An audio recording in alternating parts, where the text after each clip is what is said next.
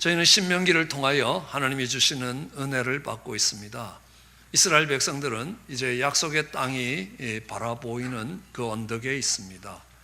그들은 열하루 만에 11일 만에 올 수 있는 길을 40년간 돌아서 왔습니다. 그들은 광야를 돌면서 많은 것들을 배웠습니다. 불순종의 대가가 어떤 건지도 배웠습니다. 씨 뿌리지 못하는 광야에서도 여전히 그들을 먹이시고 살리시는 하나님의 능력이 얼마나 큰 것인가도 배웠습니다. 여전히 배반하고 원망하고 불평하는 이스라엘 백성을 끝까지 참으시는 하나님의 인자와 자비, 하나님의 크신 사랑이 어떤 것인지도 배웠습니다. 하나님은 이제 이스라엘 백성들에게 이야기합니다. 너희는 그 하나님의 말씀을 항상 지키라. 그것이 마음에 새겨지도록 하라. 밤낮으로 반복하라. 그리고 하나님께서 너희를 이 광야에서 낮추시고 너희를 시험하셨다. 왜냐하면 너희로 교만해지지 않게 하기 위해서. 너희가 약속의 땅에서 축복을 얻었을 때 이 축복을 우리가 얻어냈다라고 할까 두려워서라는 것입니다. 그리고 그 광야에서 너희가 금송아지를 만들었던 것들을 잊지 말아야 한다라고 이야기합니다.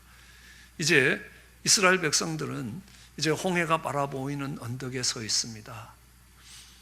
오늘 이 12장은 이렇게 말씀합니다. 우리 12장 8절인데요. 한번 같이 읽어보겠습니다. 우리가 오늘날 여기서는 각기 소견대로 하였거니와 너희가 거기서는 하지 말지니라. 여기서는 너희가 너희 소견대로 했다. 그렇지만 정말 너희가 들어가는 가나안 땅에 가서는 그렇게 하지 말라라고 이야기하시는 것입니다. 여기가 어디입니까? 광야의 끝자락입니다. 저기는 어디입니까? 가나안 땅입니다. 우리는 한번 물어봐야 됩니다. 우리는 어디에 위치하고 있느냐? 우리가 아직 광야를 방황하고 있는 것인가? 아니면 광야의 끝자락에서 이제 하나님이 예비하신 보다 높은 차원의 축복이 기다리는 땅으로 들어가려 하는가? 아니면 그 하나님이 약속하셨던 땅, 하나님이 주시는 그 축복의 땅에서 지금 살아가고 있는가? 내 위치가 어디인가? 내가 여기에 거하고 있는가? 하나님이 말씀하시는 그곳에 거하고 있는가? 한번 돌아봐야 할 것입니다. 어느 곳에 있습니까? 내가 약속의 땅에 거하고 있는지 아니면 내가 광야를 방황하고 있는지 어떻게 알 수 있습니까? 그냥 내가 축복의 땅, 하나님이 주시는 약속의 땅에 거하고 있다 생각하면 거해지는 것입니까? 아닙니다. 우리는 정직하게 우리가 어느 위치에 있는지를 확인해야 합니다. 오늘 거기서는 너희 소견대로 산 여기와 다르게 살아라 라고 이야기하는 이스라엘 백성들을 한번 살펴보십시오. 그들이 구원의 은혜를 모르는 사람들입니까? 아닙니다. 그들은 하나님을 알지 못하고 죄악 가운데 살던 죄악의 땅 이집트에서 그들은 떠나왔습니다. 이스라엘 백성들이 이집트에 떠나올 때 그들은 유월절의 사건을 경험합니다. 이 유월절은 6번째 달이라는 뜻이 아니라 패스오버, 지나갔다라는 뜻입니다. 하나님이 10가지 재앙을 통해서 이스라엘 백성들을 이집트에서 이끌어낼 때 그 마지막 재앙이 뭐냐면 어린 양의 피를 문설주에 바르면 죽음의 신이 그 집을 들어가지 않고 만일에 어린 양의 피가 문설주에 발려지지 않으면 그 집의 장자가 죽임을 당하는 재앙이었습니다. 그들은 어린 양의 피를 문설주에 바르고 죽음으로부터 생명을 얻는 경험을 했던 것입니다. 사망에서 생명으로 옮겨지는 이 구원의 경험을 하는 것입니다. 그리고 그들은 홍해를 건너왔습니다. 홍해라는 것은 붉은 바다입니다. 우리는 그 홍해가 예수님의 보혈을 상징하고 있다는 것들을 잘 알고 있습니다. 이스라엘 백성들은 홍해를 건너오면서 침례를 받았습니다. 이 침례라는 것은 믿음으로 구원받은 사람들이 내가 예수 그리스도와 연합하여 죽고 예수 그리스도와 연합하여 부활할 것이라는 그 믿음의 결단을 이야기하는 것입니다. 고린도전서 10장 1절부터 읽어보면 이렇게 기록하고 있습니다. 형제들아, 나는 너희가 알지 못하기를 원치 아니하노니. 너희가 꼭 알았으면 좋겠다는 겁니다. 우리 조상들이 다 구름 아래 있고 바다 가운데로 지나며 홍해를 지나며 모세에 속하여 다 구름과 바다에서 침례를 받았다는 겁니다. 그들이 침례를 받은 것뿐만 아니라 그들이 나와서 다 같이 신령한 음식을 먹었다는 겁니다. 다 같이 신령한 음료를 마셨으니 이는 저를 따르는 신령한 반석으로부터 마셨음에 그 반석이 곧 그리스도라는 거죠. 예수 그리스도로부터 나오는 음식과 음료를, 생수를 받아 마셨다는 겁니다. 그들이 홍해를 지나면서 모세에 속하여 침례를 받았다. 우리가 예수 그리스도에 속하여 침례를 받는 것과 동일한 경험을 하고 그들은 광야에 나왔습니다. 광야에서도 하나님이 여전히 그 백성들을 위하여 놀라운 기적들을 베푸시는 것들을 경험했습니다. 그리고 이제 광야의 끝자락에 와 있는 것입니다. 그들에게 하나님에 대한 인식이 없는 것도 아닙니다. 하나님을 모르는 백성들 아닙니다. 구원의 은혜가 어떤 것인지도 알았습니다. 살아가는 동안에 하나님이 많은 기적과 이사를 행하시는 것들을 경험했습니다. 그렇지만 하나님께서는 그들이 있는 땅이 광야라고 이야기합니다. 아니, 그뿐만이 아닙니다.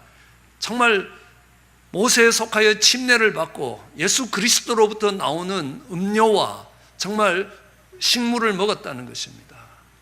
우리는 이스라엘 백성들이 광야를 지나가는 것이 그냥 지나간 것이 아니라는 걸 압니다. 그 광야를 지나가는 이스라엘 백성들은 예수 그리스도와 한참 시대적으로 떨어져 있습니다. 그렇지만 그리스도가 공급하는 말씀과 그리스도가 공급하는 생수를 받았다는 것입니다. 그 다음 5절이 이야기합니다. 그럼에도 불구하고 그러나 저희의 다수는, 그들 중에 많은 사람들은 하나님이 기뻐하시지 아니하신 거로 저희가 광야에서 멸망을 당했다. 구원의 경험이 없는 사람들이 아닙니다. 침례를 받지 않은 사람들이 아닙니다. 침례를 받고도 하나님이 공급하시는 말씀의 은혜를 받지 못했던 사람들 아닙니다. 하나님이 주시는 은혜의 강물 속에 담겨지지 않았던 사람들도 아니라는 것입니다. 그들이 광야를 지나면서 많은 하나님의 이적과 기사를 볼 수도 있었습니다. 그렇지만 그들이 그 광야에서 멸망을 당했다라고 이야기합니다. 오늘 나는 어디에 있느냐는 겁니다. 솔직하게 나는 어디에 있느냐는 겁니다. 제가 여러분들이 정말 예수 그리스도를 구주로 영접하고 사망에서 생명으로 옮겨지지 않았다고 생각하지 않습니다. 여러분들이 침례를 받으셨습니다. 적지 않게 신앙생활 했습니다. 길게는 40년 동안 신앙생활 했습니다. 그 이상 되시는 분들도 계십니다. 이스라엘 백성들도 40년 동안 그 광야를 지나오면서 하나님의 살아계심과 하나님의 역사하심을 경험했습니다. 하나님의 능력이 얼마나 큰 것인가도 경험했습니다. 하나님의 긍휼과 자비가 얼마나 큰 것인가도 모르지 않았습니다. 그런데 그들은 여전히 그 광야에 있다는 겁니다. 이제 너희가 약속의 땅에 들어가게 될 것이라. 그 약속의 땅에 들어가면 광야에서처럼은 살지 말라. 광야는 뭐냐 하면 내 소견에 옳은 대로 살았다는 겁니다. 내 생각에, 내 뜻을 따라서, 내 기대를 가지고, 내 원대로 신앙생활을 하더라도 내가 원하는 대로, 내 방법대로 내가 내 힘을 가지고 살아가려고 했다는 것입니다. 고린도전서 3장은 그런 사람들을 육에 속한 그리스도인이라고 이야기합니다. 그리스도인들이 있는데 광야에서 방황하다가 그 인생이 맞춰지는 육에 속한 그리스도인들이 있는가 하면 영에 속한 그리스도인들이 있다는 겁니다. 이제 이스라엘 백성들이 그 광야의 끝자락에 있는데 그들을 향하여 하시는 말씀이 육에 속한 그리스도인이라. 왜요? 너희 소견대로 했다는 겁니다. 소견대로 했다는 겁니다. 내가 가고 싶으면 가고, 내가 가기 싫으면 안 가고, 내가 가고 싶으면 하고 싶으면 예배드리고 아니면 아니고. 이것이 그들의 광야 생활입니다. 한번 우리의 신앙의 자리에서 내 현 주소가 어디고 내가 지금 서 있는 곳이 광야인지 아니면 약속의 땅인지 확인해야 된다는 것입니다. 그것을 확인하는 데 있어서 첫 번째는 내 인생의 터닝 포인트가 있었냐는 겁니다. 오늘 본문이 말합니다. 여기서는 네 소견대로 살더라도 거기서는 그렇게 살지 말라는 겁니다. 전혀 다른 방식으로 살아가는 겁니다. 이렇게 살아가던 사람이 그 삶의 방식을 완전히 바꿔서 다른 방식으로 살아가는 겁니다. 그런 계기가 되는 일이 있었느냐는 겁니다. 우리는 그것을 터닝 포인트라고 이야기합니다. 삶의 전환점입니다. 오늘 11월 첫째 주가 지나면 일주일 동안 인생 뒤집기라는 집회를 준비합니다. 저희 교회가 힘을 기울여서 하는 집회 중에 하나입니다. 인생 뒤집기의 영어 이름은 The Great Turning Point라는 겁니다. 이 집회가 그 집회에 참석하는 우리 성도님들의 삶이 바뀌어지는 계기가 되기를 소원하면서 그 집회를 준비했습니다. 첫 집회에 참석하셨던 어느 집사님이 집회가 끝날 때 나와서 간증을 하십니다. 내 아들이 한국으로 추방이 되어서 정말 한국에서 군대를 가게 될 때에 갑자기 죽었다는 겁니다.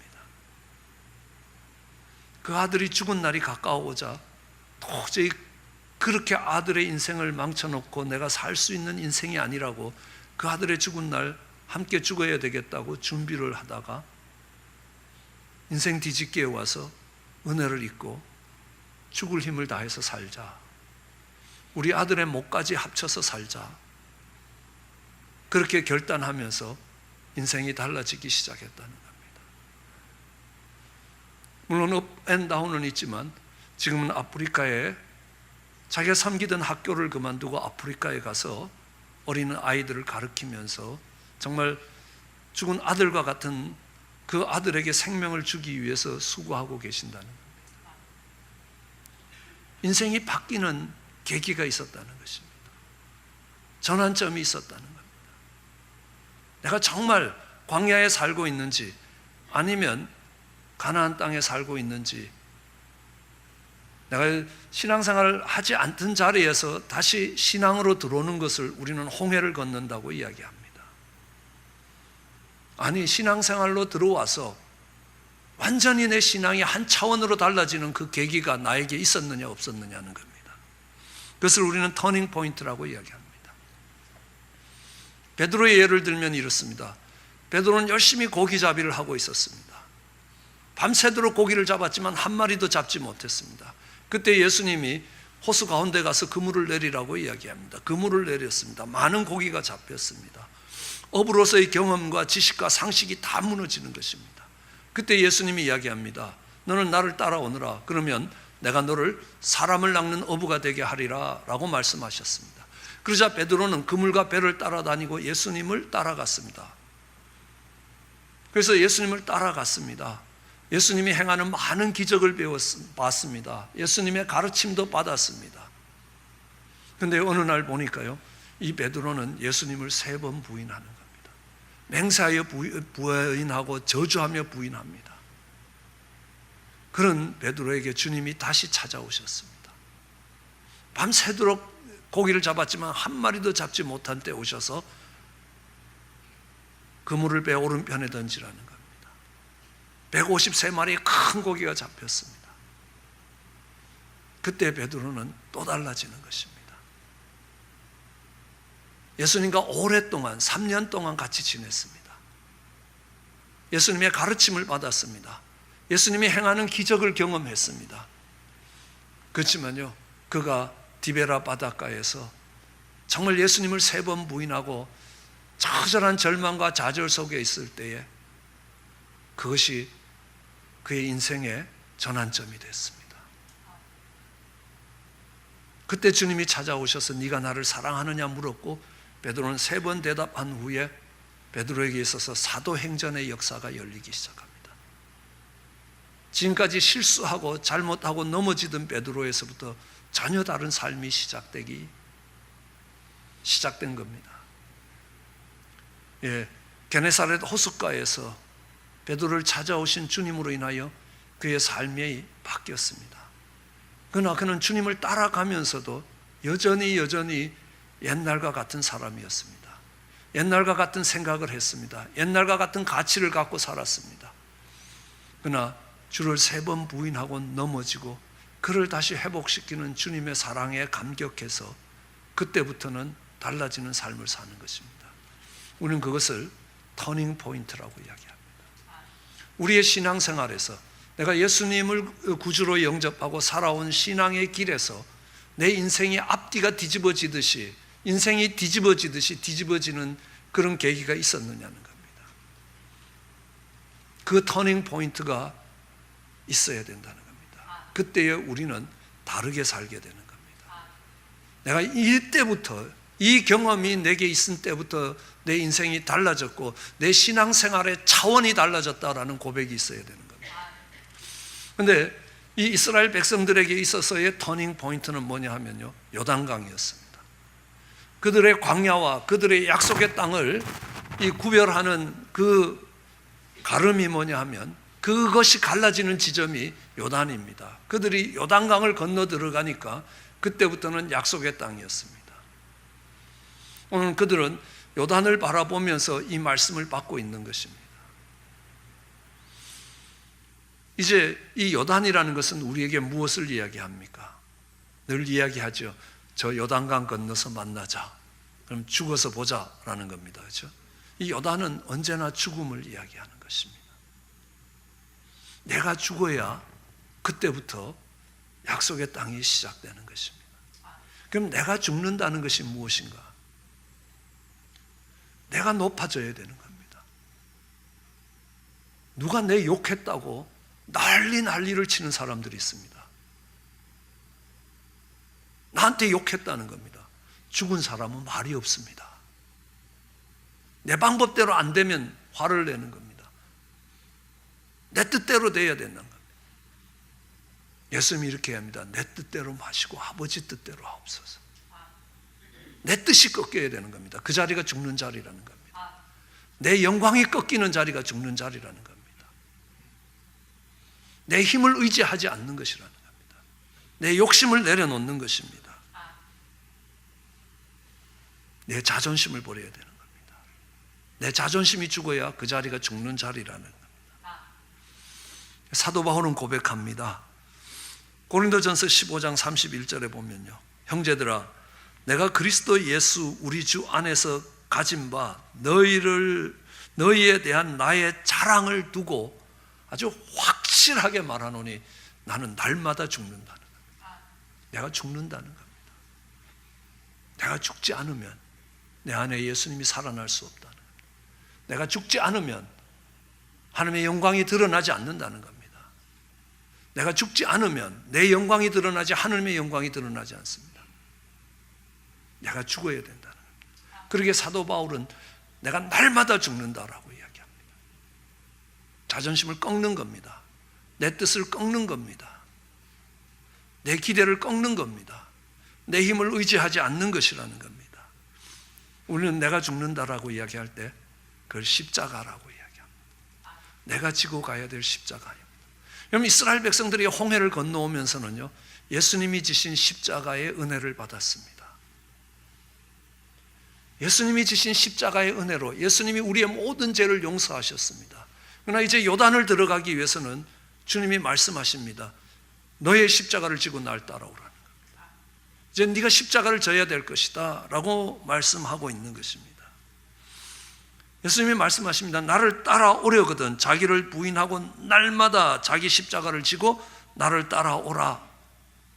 성경 속에 여러 번 말씀하셨습니다.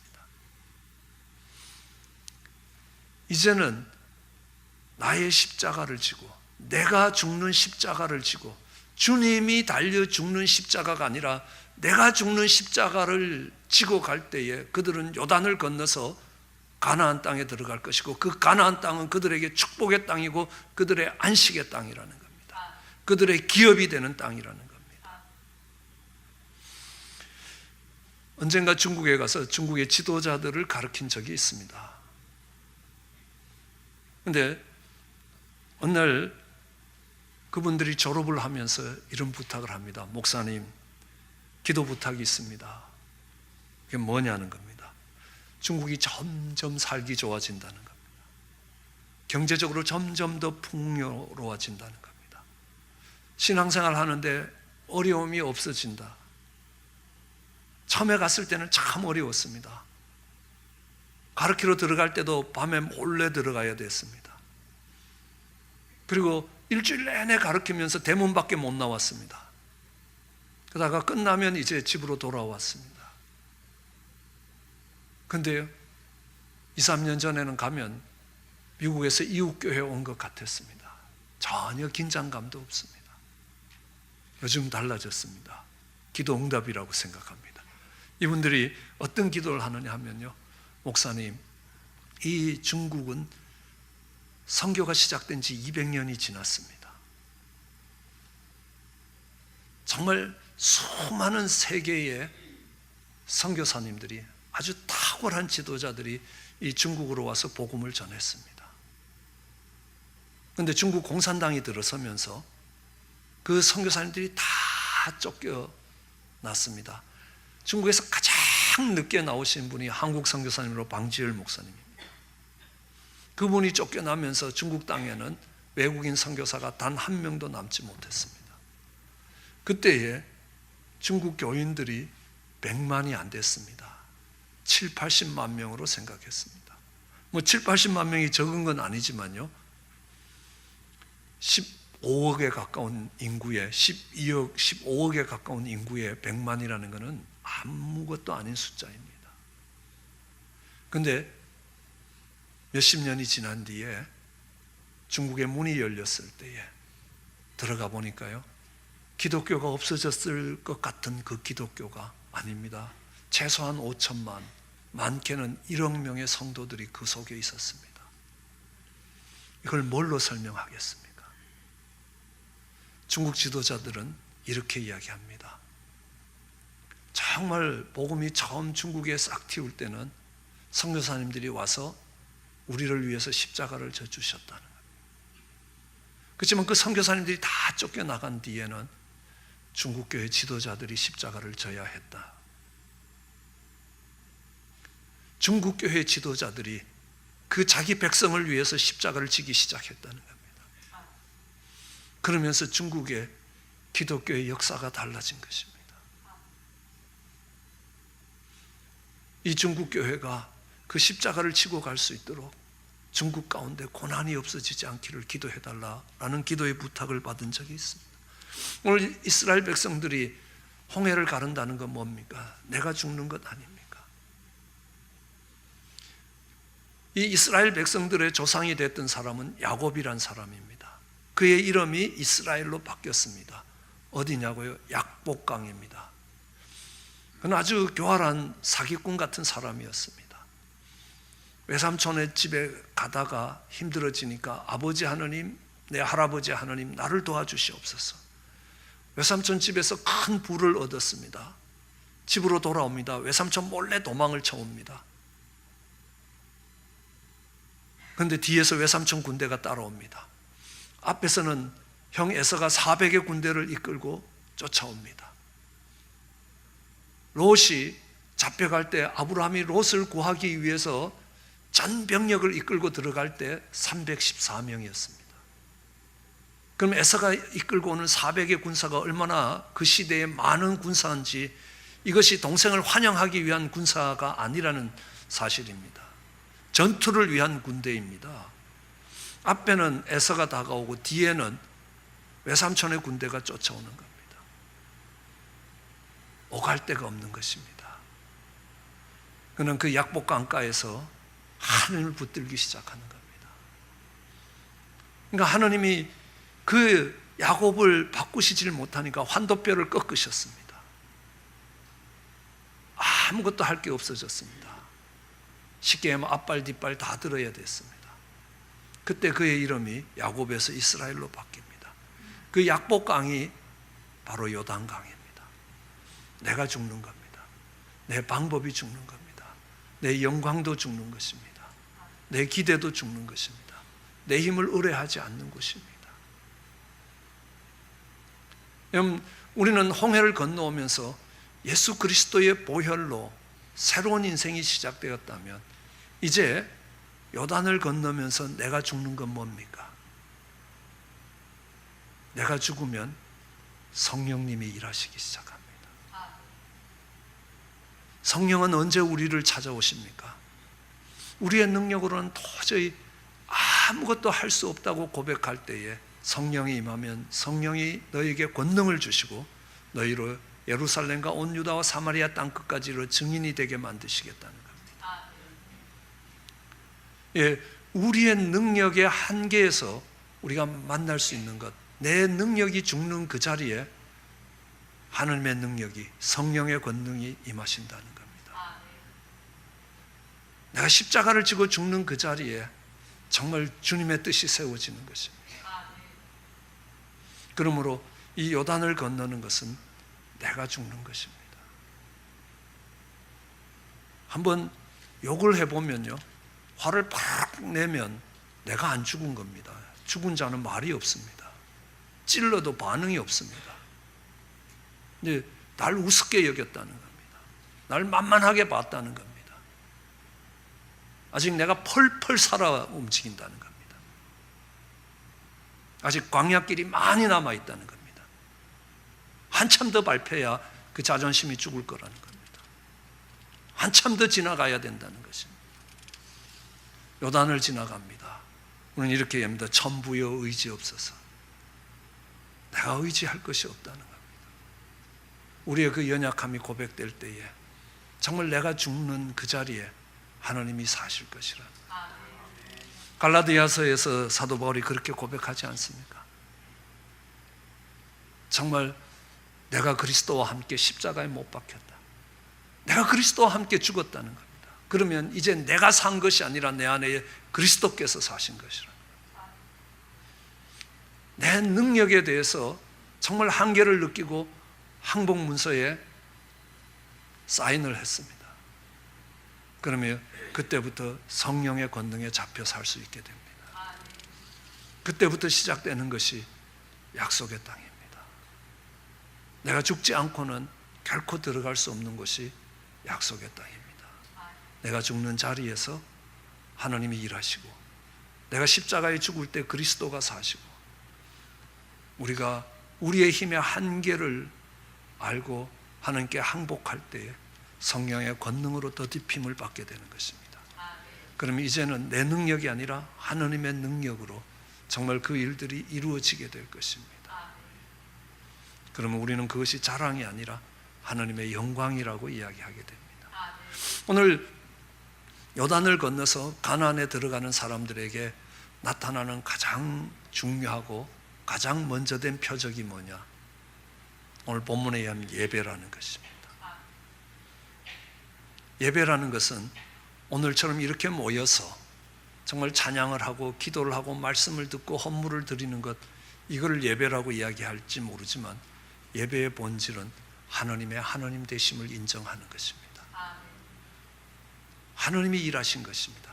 내 삶의 중심이 내가 아니라 내 삶의 중심이 하나님이시라는 고백이 바로 예배라는 겁니다. 워십이라는 영어 단어에 보면 하나님의 하나님 되심, 하나님의 가치를 인정하는 것, 월스에 십을 붙인 것이 워십이라는 겁니다. 내 인생의 중심이 하나님이십니다. 하나님이 일을 하셨습니다. 많은 물질을 얻으셨습니까? 하나님이 재물 얻을 능을 주셨다는 겁니다. 행여 너희가 그 땅에서 내 손으로 내 힘으로 얻었다 할까 두렵다고 말씀하셨습니다. 하나님이 주셨다는 겁니다. 그것이 하나님이 주셨다는 것이 인정되면요, 제일 먼저 하나님께 감사할 줄 알아야 되는 겁니다. 그것을 우리는 예배라고 이야기합니다. 성경은 이야기합니다. 하나님이 너희를 평안케 하시고 하나님이 너희에게 안식을 주셨을 때 너희는 정말 이 예물을 들고 이야기하십니다. 정말 너희의 번제와 너희의 희생과 너희의 11조와 너희의 거제와 너희가 서원한 예물을 들고 너희의 자녀와 노비와 함께 하나님께 가서 예배를 드려야 된다. 왜요? 하느님이 주신 것이고 내 삶의 중심이 하느님이시기 때문이라. 그것이 하느님이 받으실 수 있는 영적인 예배가 되는 것입니다. 하나님의 주권을 인정하고 그 앞에 머리 숙이는 겁니다. 예의를 갖추어서 머리를 숙이는 것, 이것을 예배라고 이야기합니다.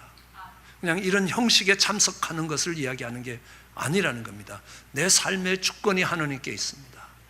주가 그리스도여 살아계신 하나님의 아들입니다라는 고백입니다. 내 삶의 중심이 하나님이기에 그 모든 것이 하나님으로부터 왔습니다. 그러기에 하나님께 가장 먼저 감사를 드리는 것입니다. 그것을 우리는 예배라고 이야기합니다. 그 예배를 드리는 자는요, 즐거움이 가득할 것이라는 겁니다. 너희의 자녀들도 그 성중에, 왜요? 정말 내가 중심이면서 살아왔던 그 인생의 곤고함과 짐에서부터 자유로워졌으니까요. 그 감사와 감격을 가지고 살아가는 것입니다. 광야라는 것은 내가 하나님을 만났지만, 구원받은 백성이지만 여전히 나를 중심으로 살아가는 것입니다.